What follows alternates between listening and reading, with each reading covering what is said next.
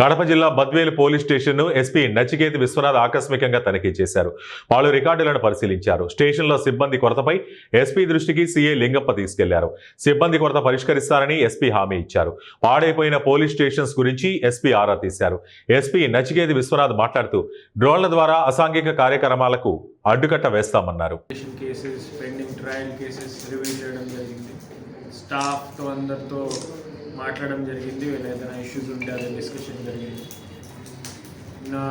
Different technological initiatives పోలీస్లో తీసుకొని వస్తున్నాము. దీంట్లో చాలామంది స్మార్ట్ పోలీసింగ్ ఇనిషియేటివ్స్ ఉన్నాయి.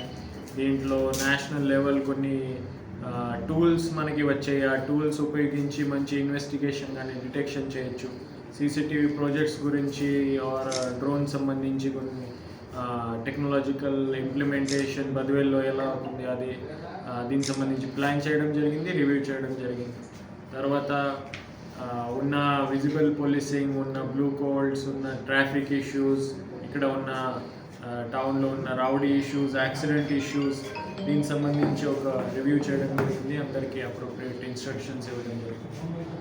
ఇప్పుడే మన పోలీసింగ్ సంబంధించి మాట్లాడంటే మనకి people friendly, people oriented policing ఉంది. దీంట్లో పీజీఆర్ఎస్ ఒక